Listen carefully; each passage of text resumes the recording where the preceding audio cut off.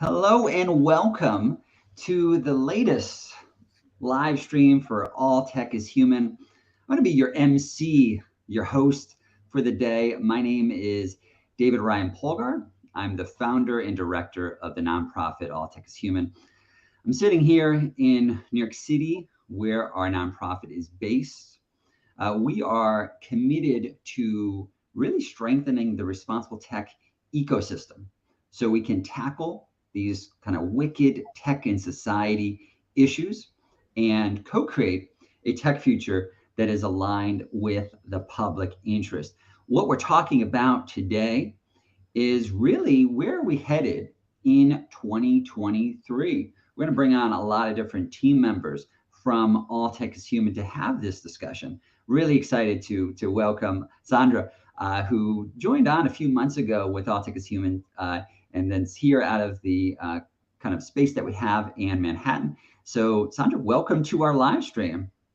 Thank you so much, David. I'm excited to be working my first live stream with you. Hey, it's going to be a lot of fun because I know you're kind of the hype person. You were at our mixer behind the mic where we had a ton of people show up on November 30th in New York City. That's one of the things we're actually trying to work through. I think we had 541 registrations, as we joke about in the newsletter. Sometimes we're going to need a bigger boat, but I know you're also going to be kind of the moderator, right, for our upcoming event on January 31st around tackling online gender-based violence. So Sandra, tell us a little bit about like some of the things that you're working on, what you're excited about, and then also like how people can reach out your way. Sure. It's such a pleasure to be with you all today. I hope everyone's excited for the holidays. I sure am. We do have a lot coming down the pike, and it's kind of a return to my roots.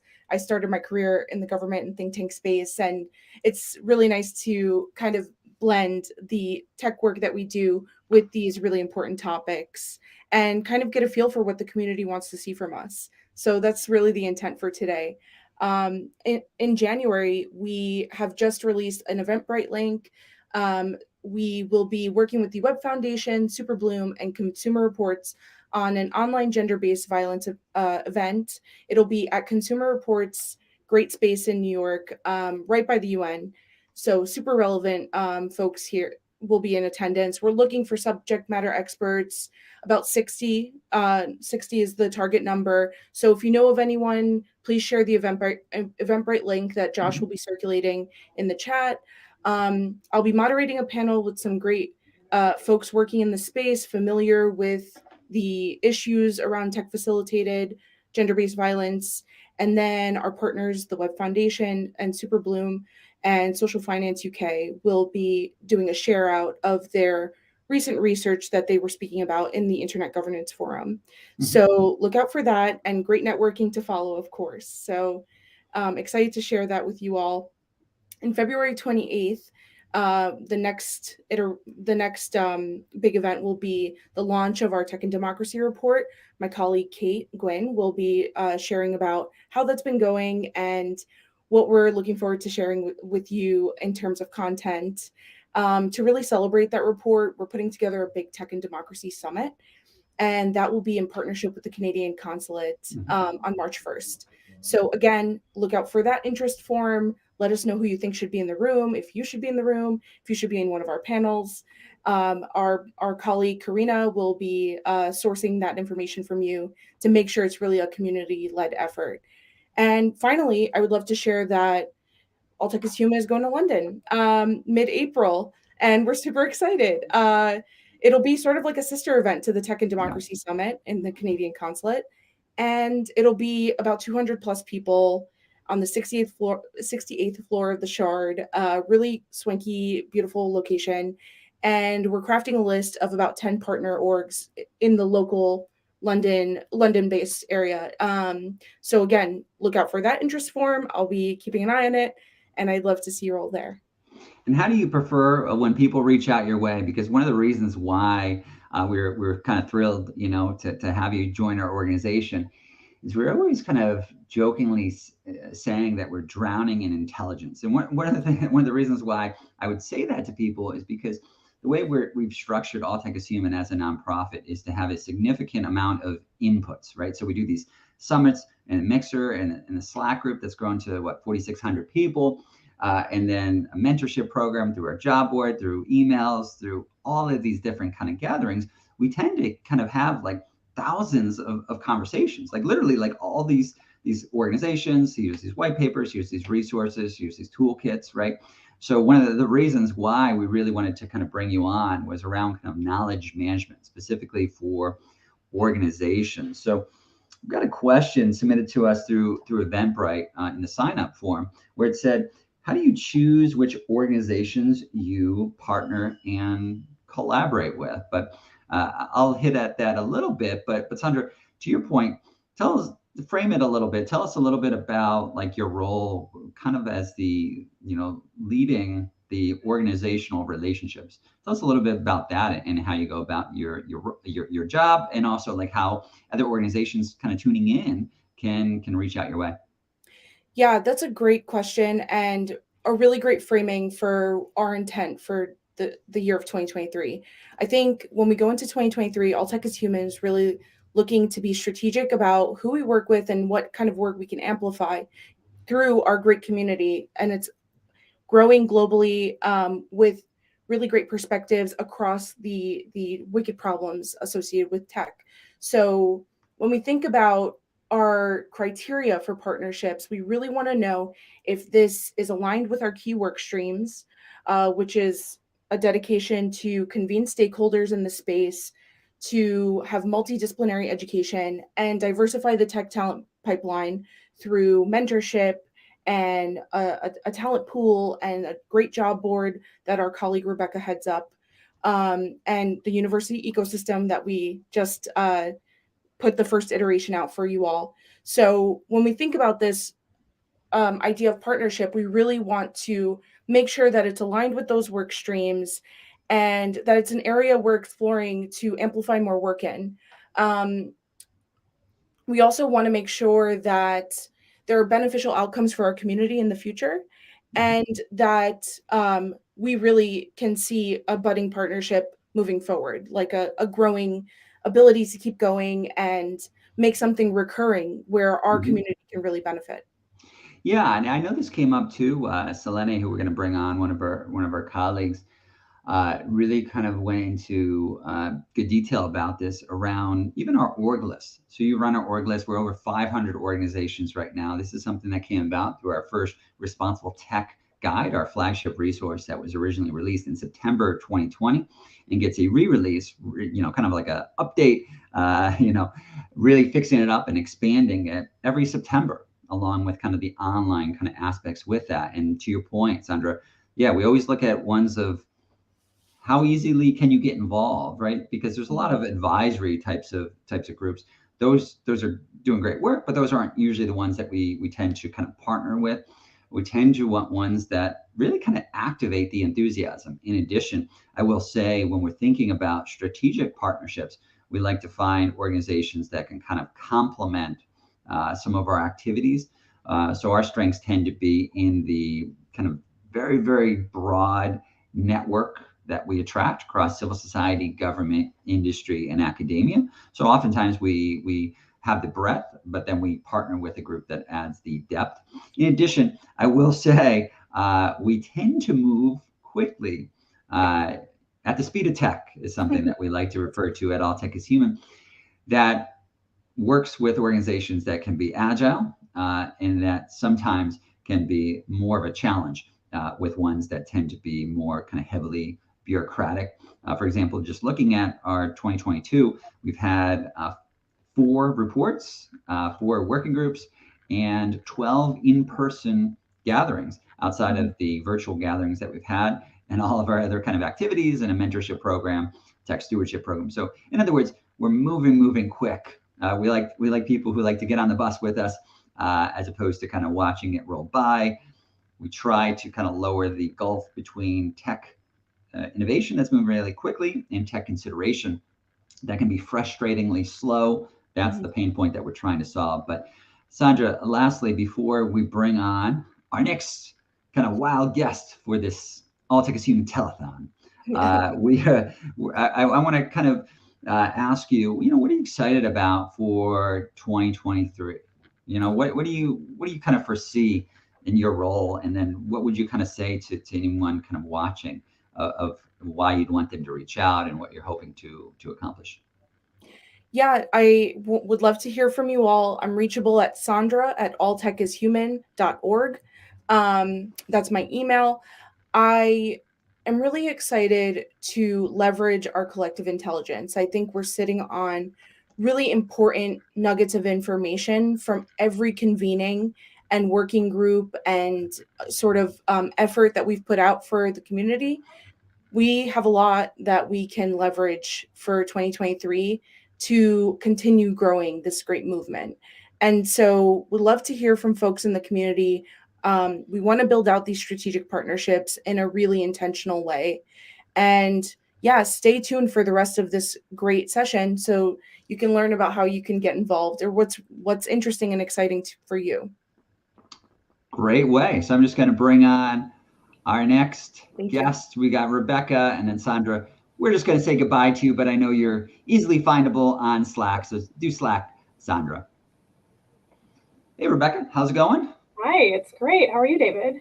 I'm doing all right, doing my MC duty like I like to do, ham it up when needed. But Rebecca, a lot of people know you in the community as really kind of the talent pathways individual. I know originally when we started kind of collaborating, working together, it was around the responsible tech kind of job board. So Right. a lot of this has grown, right? I know with our talent pathways, even just like matchmaking services, the mentorship program, which had a ton of people. So give us a little rundown about what you're up to, and also like how people can get involved, what you're looking for, and any questions that we might receive. Yeah, great. So yeah, we have major plans for the whole responsible tech career and talent pathways workstream for 2023. So I am focused on our responsible tech careers, talent and hiring trends, and there are so many opportunities to get involved in the coming year. So first of all, if you haven't already, you do need to join our talent pool. You should sign up for this. This is for people who are actively looking or just passively open to new opportunities in responsible tech. This is a private database that we utilize for our talent matchmaking service. So that is a service that we provide to hiring managers who are looking for talent, people who have the skill set to tackle these thorny socio-technical issues. And in 2023, we will be greatly expanding that talent matchmaking with industry. So responsible tech roles in the tech sector and also in other sectors, and also responsible tech oriented startups, and then also nonprofits. So social impact roles, software engineers, product managers, designers, things like that. We also have plans to bring on 4 new team members to assist us in the career and talent pathways work stream overall. So if you have a passion for helping to develop the responsible tech ecosystem, to connect talented responsible technologists with impactful roles, please think about applying. We'll post those roles in the new year. We are also continuing to upgrade our responsible tech job board. This is a board that David mentioned. It features hundreds of jobs, fellowships, and internships that are all focused on reducing the harms of technology, diversifying the tech pipeline, and ensuring that tech is aligned with the public interest.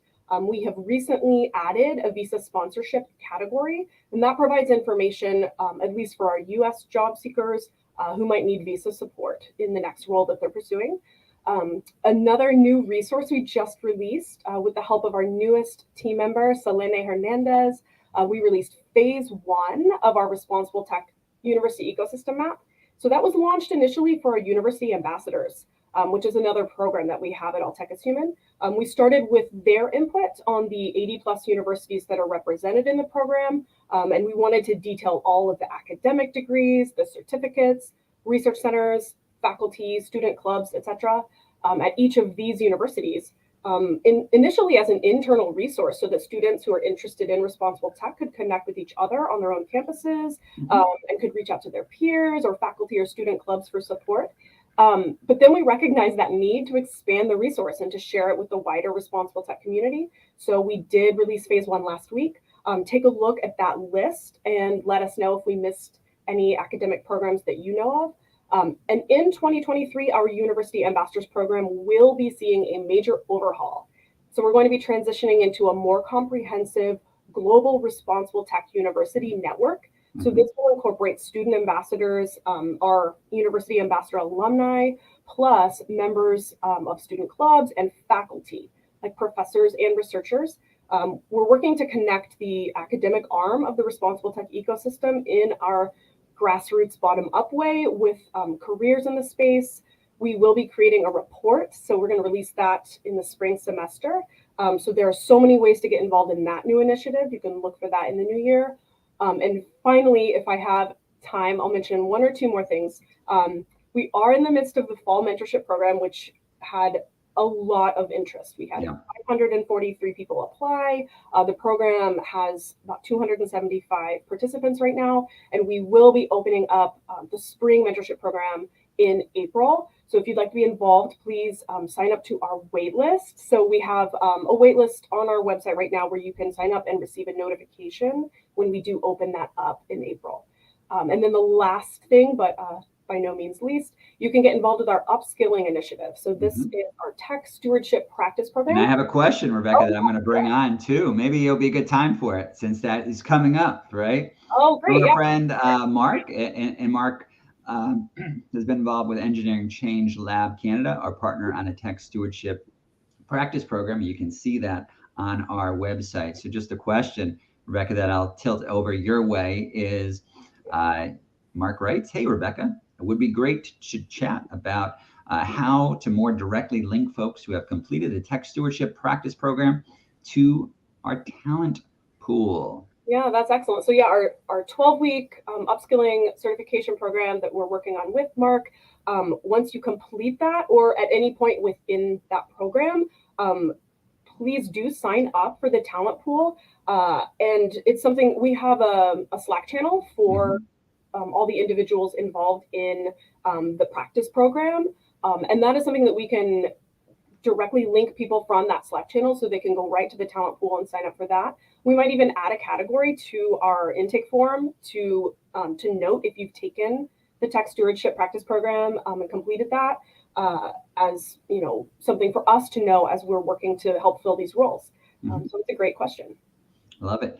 And I will say too, just to kind of clarify, and then I see Alex, who's also connected with the tech stewardship practice program, asked around the learnings from the mentorship program. So do you foresee anything like that? Any type of like findings or write up after our current kind of mentorship program is complete?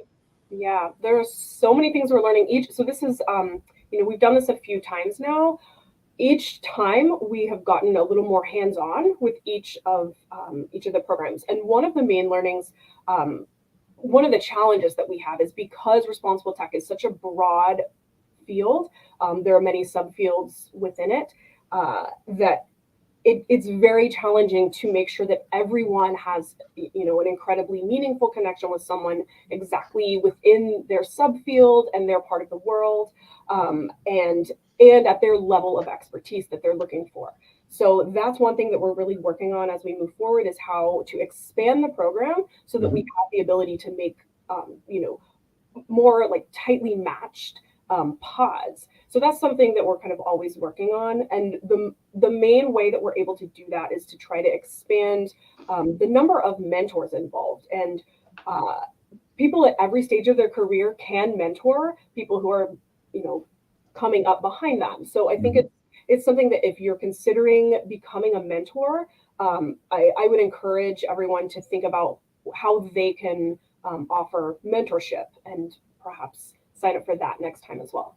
Yeah, it's a good point. And that's what we always like to say is how can you pay it forward, so to speak, right? So many people we've noticed, right, join the mentorship program sometimes as a mentee, but then when they have a few years of experience under the belt, they can be oftentimes a mentor for somebody who's a new entrant, and then also mentored by somebody who is more senior, right? So there's so many different kind of layers that are happening where we're trying to kind of move people up in their learnings.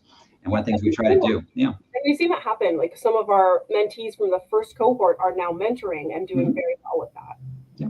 And I will say just for some clarity, and then I have a question that came through Eventbrite that I'll throw over to you for the final question is the idea that we have three major kind of work streams at All Tech is Human. And that's something that I think from an outside standpoint, if you're just getting involved with All Tech is Human, it's good to kind of have that understanding, right? That we focus on what you're focused primarily on, Rebecca, right? Is the kind of talent pathways, diversifying the traditional tech pipeline with more disciplines, backgrounds, and lived experiences, right? So we can have that better tech future by having better people involved. So that's one part. The other part is our multidisciplinary education, why we do our working groups and our reports and our flagship resource, the Responsible Tech Guide.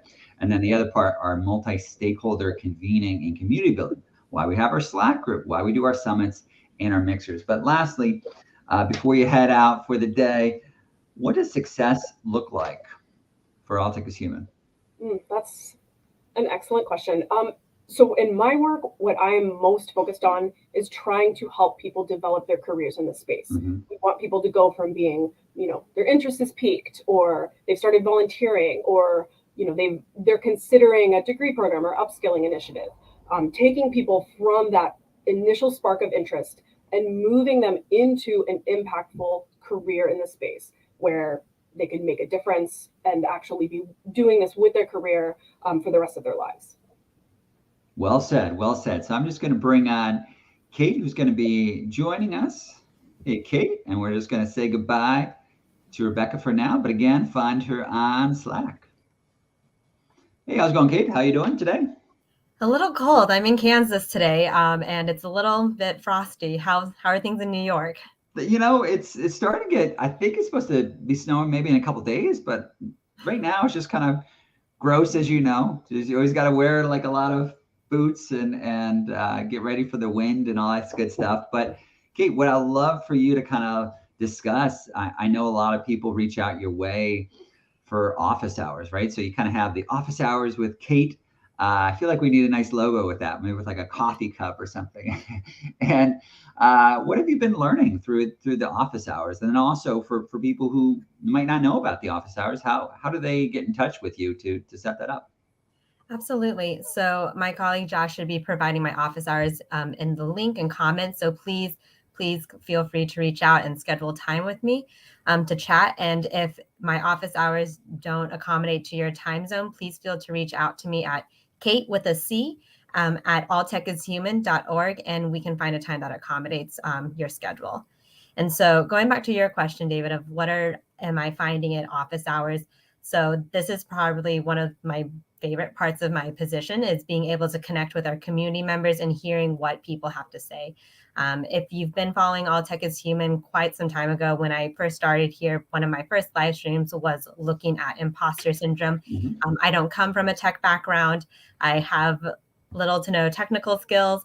And so one thing that is a common open dialogue that happens in office hours is people who have non-traditional backgrounds and looking to pivot into tech and seeing how can they get involved. So leaning back into like what Rebecca was saying, which is like helping elevate people on what can I do to take that next step for my career. So that's one part of it.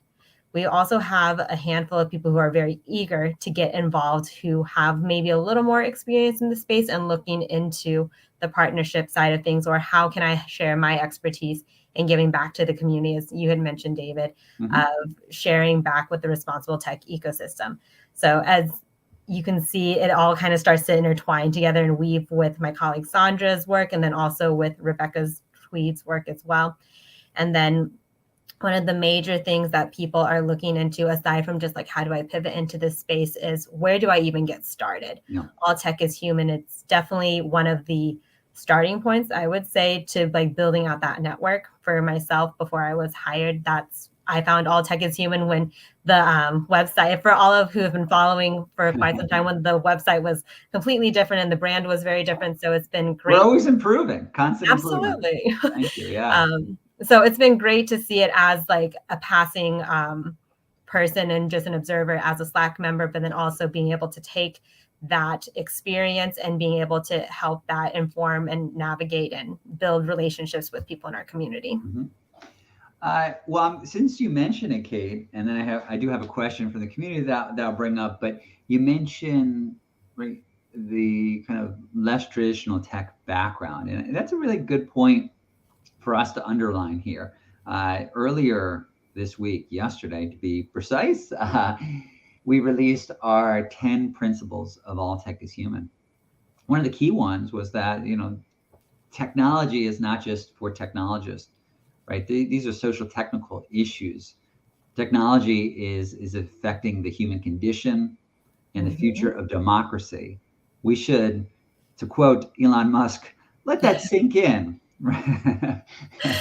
let that sink in, that this is a big deal of what we're dealing with, and this is far more consequential than just coding alone, than just technology alone. We're really talking about marrying the fuzzy and the techie, and marrying all different disciplines, right? This is where we bring in the saints and the poets and the artists and the designers, the attorneys, the advocates, everyone. So I can't tell you, because how often this happens. Kate, you mentioned the imposter syndrome gathering that we did, which was really, really successful. And that was something that you brought up because, so many people in office hours said the same thing that I hear too, right? It's like, effectively, do I belong? Right? You don't hear this from the traditional media narrative that usually shows somebody was once inside tech and now they're against it, right? It's a nice, clean narrative, but that's not really what's happening here. You have all different people who have never been brought into the process. And frankly, that's part of the problem. They should have been part of the process. When you think about issues like social media that has led to this current kind of dilemma, it's talking about society. It's talking about behavior and ethics and responsibility and business structures. This is complex. This is like crime. Nobody just thinks of crime as a one-dimensional issue. We think of it as combining economics and mental health, jobs, right? This is a complex area, and the same thing here. So, Kate, the question I want to bring to you is, how does this work in your experience so far, being with All Tech is Human and kind of really heading up our community, and then through your kind of really granular experience with the pain point of having these discussions with new entrants or people struggling in the space? What have been some of the learnings that you've had, and like, has anything surprised you? What have you had? Because you talk to a lot of people from the community in all different backgrounds. This is not a singular. This is not a monolithic group. Absolutely. And I wouldn't say there's something that necessarily surprises me, but it emphasizes points that All Tech is Human strives to make. You had mentioned incorporating different disciplines and perspectives, but I think one thing that really comes out during office hours, and one way I enjoy facilitating it, is making sure that lived experience is also included in the conversation. I know for myself and others within our team, the root of why we're actually in this space isn't because I chose this major, I went down this path, and this is why I'm here. It's really based on the personal lives, and really emphasis on the human side of people are, like you had mentioned, are struggling and are trying to come into this space. And so it goes and addresses a point that we're people, we're humans. At the end of the day, we care about this issue. This is something that is directly impacting us, and that being able to include that diverse lived experience is very important. Well said. Yeah. And in just a minute, we'll bring on one of your colleagues, Karina, to this discussion. But yeah, I guess the last question I want to kind of bring up, because I'm looking through some of the submissions that we've had, is really just this kind of international scope. I'm noticing a lot of questions that were sent to us through Eventbrite. They asked around kind of like seeing our London event coming up, and we're wondering, are we going to expand outside of that? Yes, is the answer to that. We're always looking to engage, but we also want to be strategic and smart about that, and not stretch too thin.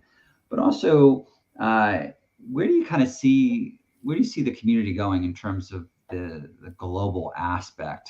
So I know, Kate, that's a discussion we've had a lot kind of internally, right? It's like, there's a lot of different experiences and different concerns all across the globe, and we have to kind of recognize our limitations as well. Like, I'm a guy sitting in New York. That comes with its limitations in terms of its ability to have a similar understanding as someone else, either maybe sitting in Kansas or other parts of the globe, right? I mean, we're dramatically different and have different experiences. So, okay, what would you say to that? Like, what have you kind of noticed, and how can we have more of like a global approach to this issue? I think definitely, since we have grown in the past 3 months with 3 new colleagues, being able to see how that transpires in 2023 is, continuing the conversation and being, as you had mentioned, very strategic about how we develop global partnerships, or what that looks like at the individual level, how that can spiral into knowledge management.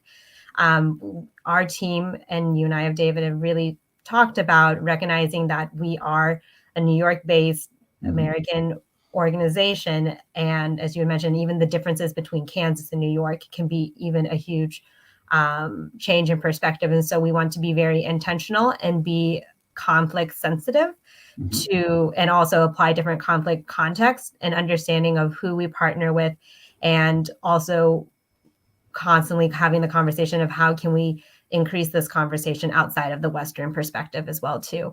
And so I think having it here right now that's a huge part of it, of we're inviting people to welcome and talk about these issues, but also recognizing the limitation and to our knowledge. And, All Tech is Human is really built for everyone to be learning from each other. And I think that also comes from, it's important to recognize that our team is also learning from you all as well. And we can't do what we do without you all. And so being able to sit and listen to those unfamiliar spaces as well.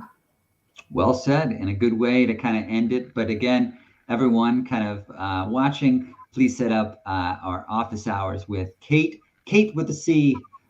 Well said with that too. I know throwing in my middle name sometimes creates a lot of issues. Maybe I need to come up with a catchy slogan for that, Kate. Let's bring on Karina, and then Kate, we'll say goodbye to you. Hey, Karina, how's it going? Hi, good. I know you're sitting us in the Bay Area, right? That's How's right. everything in the Bay Area? Beautiful sunny day here in California, as always. Oh, yeah, good. Rub it in every time we come in. It's like my people I know in LA. I might have to visit in a month when it gets dreary here in New York. But Karina, love to kind of have the conversation, especially around where All Tech is Human is headed, right? I know we've had a lot of time together, kind of strategize and really thinking about what we're doing, because I would say All Tech is Human is doing something slightly different, right? A lot of organizations, or I would argue most organizations in the space, are focused on the first two parts of the puzzle, which would be the awareness building stage. And because you have to understand that and be aware of a problem before you actually try to find a solution for it. And then it usually goes through a problem and then cause, right? Understanding root causes. And then what's the solution, right? We've always been focused on the solution part. But Karina, give us a little rundown of what's kind of occupying your brain space as of late, and where you think All Tech is Human is headed. Yeah, so there's so much, honestly, David. Like you mentioned, the 3 pillars that we have of convening and education and talent pipelines and workforce training. That's kind of one big piece. We're growing in all 3 of those areas constantly. I think one of the things that sort of sets us apart, that you and I have talked about a lot, is our grassroots empower model. So that the way that we really kind of try to source information from the ground up and from the top down, and make sure that we're like really circulating insights and power across the community. We want to talk to the people that have the power to affect change, and we want to talk to the people that are going to be influenced by the way that technology is developed and have all the insights, because they're the people on the ground. And that's like a really, I think, a core piece of what we do, and I'm excited to do more of that in the future. I think also, kind of pulling in some of the threads from Sandra and from Kate and from Rebecca, we have such a rich community with so many insights from the people that are involved in their Slack group, from the organizations that we're mapping, from the people that we interview, from the educational ecosystem mapping that we're doing. And I'm really excited to kind of take all of that insight and all that information to the next level this coming year, and kind of really bring that out into the community in a way that they can continue to engage. The other thing is, like you said earlier with Kate, people are bringing up a lot about events and events in different locations. And I just wanted to let people know that, if you want to organize a meetup in your region, absolutely go ahead and do that. If you want to reach Which out has been happening. Sorry to interrupt, but exactly. it just happened the other day in Chicago, happened also in London, kind of partner gathering through Slack with We and AI. We're doing some amazing work. So we'd love to involve them for our kind of April event in London. And then I know right now on Slack, there's some planning going on in Toronto and also Seattle. So yeah, we like to kind of think of it as like, you've got the more officially organized ones, but then also like we want this to spawn off in 101 directions. And also that usually brings forth new ideas and new people and engagement. So we want to know what we don't know, right? We want to have awareness and constantly like not have a set agenda, but more be influenced by a deeper level of engagement and understanding.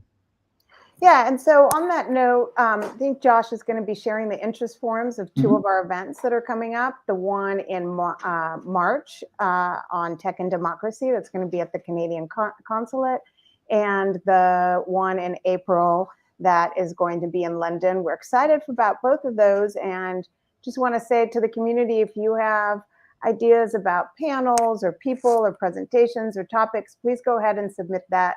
We have our own thoughts, but that's how we do what we do, is getting the information from our community. When I see a comment in the comment, in our chat section of Alex asking about Toronto, yeah, I mean that's it's one of the things that we do, right, Karina, is like see what are the bubbling hubs that are happening, and then those hubs, usually hit a certain inflection point where we think, okay, let's have some kind of engagement. So London, I think, is going to surprise people about how active it is. We're going to have up to 250 people there in April. And one of the reasons why that's happened is because we've had London people involved since 2018 when we launched in New York, right, of attending our summits. So we've actually had a lot of dozens of relationships with organizations and key individuals throughout UK through our mentorship program, through Slack, and through our reports, right, interviewees. So the same thing, we tend to kind of find those levels of engagement and then build a little bit of ground game even before we're like technically kind of there. I see also a question from Kimberly. I can bring it up. Kimberly is asking if we're thinking about partnerships with secondary schools, right? What are your thoughts about partnering with secondary schools? This is Kimberly's words. There are so many platforms globally. Great way to further the ecosystem for future generations. Karina, do you have any thoughts on that? I know we always get a lot of student engagement. And I will say, just as an aside, that's something I initially was kind of, found very intriguing when this was launched in 2018, was that we set aside a certain amount of tickets for our like summits, and we had categories for like org leaders, nonprofits, and just general, and then also students. And it was always like the student ones that were filling up so quickly. And I know we had like colleges and universities and high schools reach out our way to kind of see if we could do like a field trip, or we could do something specific on their campus. There's always been a lot of interest right there. So that's actually a good sign. It makes me be able to sleep at night knowing that, if we can make it through these next couple of years, I think we're in good hands with future generations. Yeah, I mean, well, we have all our programs that are for college students through the University Ambassador Program and the mentorship program. And we do have superstar high school students. And there's, if you're a superstar high school student and you want to join, I think the best way to get involved is to tune into our Slack and, just stay in touch with all of our events. I don't see why a high school student couldn't participate in the working group. I myself have had high school interns that are far better than the college interns that I've had. So, high school kids can be incredible, and absolutely, they're definitely have an understanding of the responsible tech ecosystem that is different from older people. we've also worked with groups like Headstream that do a lot of youth focus events and talking a lot about youth and mental health and technology. And that's potentially an area of focus for us next year. So all those elements. Yeah, and I will say to that, and then I'll bring on a few questions. We did have a gathering, right, with the Jones Gans Center at Sesame Workshop in New York. Beautiful space right there in Columbus Circle. And then right around that time period, we also did an engagement with the Australian Embassy around youth, tech, and well-being Australia, led by eSafety Commissioner Julie Ann McGrann, doing some great work in this space. We have a question. Do you have events in the Netherlands? Funny you asked that. I've had a lot of conversations recently about Amsterdam and coming to Amsterdam, and even just looking at our LinkedIn information, we did notice that we have a significant amount of people in the Netherlands engaged. So that is something that we're kind of thinking. I know for our London gathering, we're going to have people kind of traveling from nearby countries. But trying to lay the groundwork. So Netherlands is certainly something we're thinking about. Locations in Germany, like Berlin, is certainly one. Paris. We're always looking for the hubs that are kind of bubbling up. But Karina, before I let you go, I have this question that I think you'd be well suited to kind of respond to. It says, how do you plan for fostering international collaboration for creating this better tech future? So one of the things we've been thinking about is maybe like a global ambassadors program where we find people that have been really active in our community from around the world and sort of fostering that relationship so that we aren't kind of as Western based as we can be. We know that we have a really vibrant global community. And so maybe over the next year, we can tap into them and their insights more. I mean, our whole sort of, as I've said before, we really focus on listening to our community. That's how we work, and that's, I think, what really makes us stand out. We have an amazing, amazing community, and the goodwill that is on our Slack channel, like every day, I just sort of like knock on wood. Because and actually the goodwill in our comment section, I will say, like you just mentioned, Jones Gans, at Sesame Workshop, and I see that their executive director, Michael Preston, just shared the link, right? Because we had some panel discussions and a keynote that happened at that time period that we did with them at their beautiful space. And I know he just shared that. So I will say, Karina, like that's a good way to kind of end it. And then we'll bring on Selene, is that All Tech is Human has, should be noted, as greatly benefited from the generosity of the community. And I think I'm going to throw out the old school reference. And if you're young, Google it, right? Microsoft Encarta versus Wikipedia. Heavily influenced thinking around All Tech is Human, in that people have different sources of motivation of why they get involved in something. It's not only money. People actually have a deeper purpose in life. And a lot of the people that are getting involved with All Tech is Human, the reason why people mentor and the reason why people are joining our Slack and are paying it forward is because they care about the human condition and they care about the future of our democracy. So that is actually tapping into something that is not academic, that is not theoretical, that is talking about future generations, that's talking about your happiness, that's talking about how you see the world. So if you actually boil it down, Karina, this is big, right? This is big in terms of like its motivation. So I think there's a paradigm shift, and a lot of thinking hasn't really, in my opinion, right, hasn't caught up with this seismic shift that everyone wants to get involved because everyone is deeply impacted, and they oftentimes feel left out, that they're shaking their tiny fist in the air, that it's this very elite strategy, that it's very insulated and is not incorporating their ideas. So, and it's right there in the name. It's been there all along. All Tech is Human, right? Like we lead with the human, and that's our goal, That is our goal. And I think this is a perfect time to bring on Selene, who is going to be our final guest. So Karina, I'm just going to drop you off, but again, stay in touch, reach out if you're in the Bay Area, and then also on Slack. Hi. Selene, how's it going? How are you doing? It's going good. How are you doing, David? I'm doing very well. You're going to be our final guest for today before we let off everyone. But again, this is just a continue conversation. I saw a comment that I'll love to bring up, and we get this comment a lot where, to paraphrase, it kind of said, "Wow, you should have more social workers involved." So tell everyone a little bit about your background and what you're doing at Columbia, and then your involvement with All Tech is Human. Yeah. I got really excited when I saw that comment. I think it was by Gina Griffin, who had mentioned that social workers are having the conversations that we're having today. So I am a Master's of Social Work candidate at Columbia University. And through the university, I had the opportunity to learn from various academics, folks like Dr. Courtney Cogburn and Dr. Desmond Patton, who are working at this intersection of social work and technology, and kind of thinking about how can we address issues that exist within the tech space that also exists within just like all other spaces across the life that we all exist in.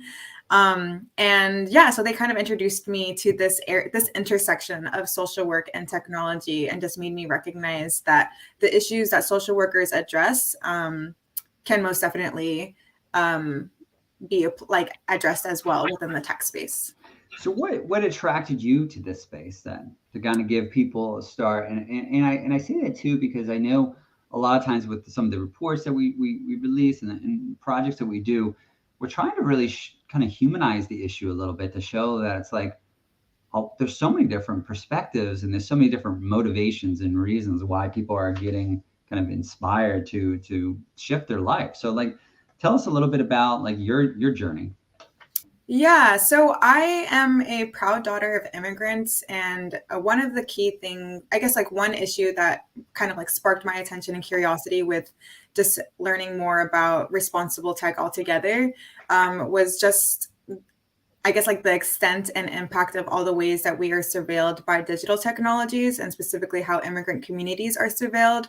And I was just trying to read more about whether or not there are policies in place or that prevented that digital surveillance, specifically like the digital surveillance technologies that are used by the Department of Homeland Security. And just the government on its own is kind of, and just like within general society, in terms of talking about the true impact of technology, we just haven't caught up yet. Mm-hmm. And I think that's what this organization is trying to do, is trying to change that narrative. And in order to change that narrative, it also requires people from different backgrounds in order to recognize that if we are looking at one issue and how it's impacting an individual, we have to recognize that we're multidimensional beings. And especially for folks who have like intersecting identities, we have to recognize that if there's a problem, there's probably going to be 3 other layers to that problem. And so there's going to be like multiple different solutions that will need to be applied in order to truly address an issue. And what do you think we can do, and what would you want other people to kind of hear? Because I know in a lot of our discussions, you were talking around like some of the research that you're doing involved with Columbia around BIPOC experiences in our Slack community, and reaching out and having conversations with people. I'd love to kind of hear a little bit more about where you think that is going, and how we can kind of incorporate a broad range of ideas and perspectives and backgrounds. Yeah, so there's so much. So I think in recognizing the fact that we're human beings, we thrive when we work within community, when we are supported by community. And so I think that in order to truly examine an issue and try to essentially paint the full picture of an issue, people need to be able to have that space and freedom to kind of talk about an issue with folks maybe from like a similar background or similar experience or similar perspective. And so I think for this upcoming year, we do envision creating like BIPOC affinity spaces, so that way folks who are within our digital community space, like within the Slack channel, can talk with one another and learn how to collaborate with one another to find out, how has your lived experience as being this person holding this identity, working within this field from this discipline, like how has that kind of shaped how you approach problem solving? I love it. And I know also, Selene, a lot of the work they've been doing is really focused on our ecosystem for responsible tech and the university kind of system, and then working alongside Rebecca on that, and then also connected with like a program list that we recently released, as Rebecca talked about, kind of phase one.